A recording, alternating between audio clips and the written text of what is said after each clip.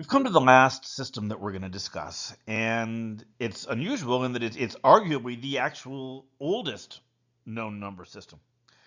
The Babylonians, right out of the gate, came up with a positional system that works on the same principles that our modern decimal one does.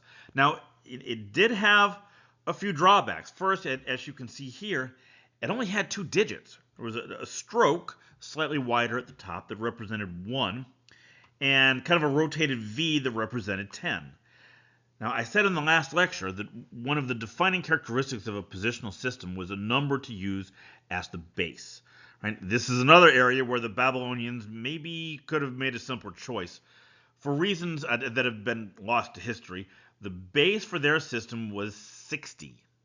So this means that their multipliers, instead of being 10, 100, 1,000, and so forth, will be 60, 60 squared, or 3,600, 60 cubed, or 216,000, and so on out to as many digits as your number has. So let's take a look at some examples. Something like this, for example, would be 2 10s and 3 1s, or 23. So there are kind of some additive elements mixed in here.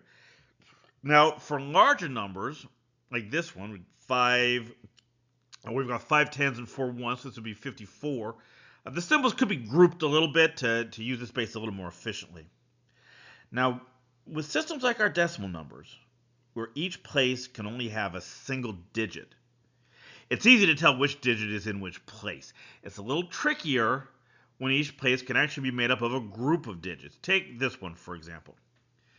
You have to really kind of keep an eye out for where the gaps are, right? These gaps it kind of indicate the cutoff between the digits between the groups of digits within the number. So it's this first block here on the right that's going to be 60 to the first.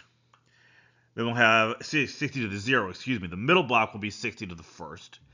And the last block, that'll be 60 squared.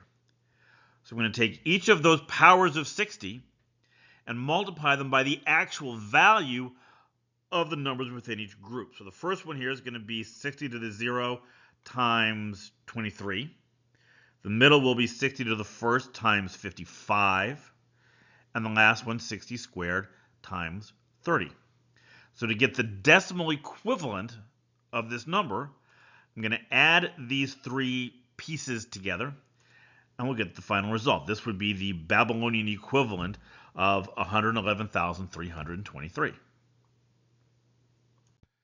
So this brings us to the end of our discussion of the various number systems, historical and modern. In the remaining chapter, in the remaining section in this chapter, we're going to take a look at some modern uses of numbers. I hesitate to quite call them number systems, but we're going to talk about systems with different bases other than 10, and some of their applications. And we're going to talk a little bit about something called modular numbers.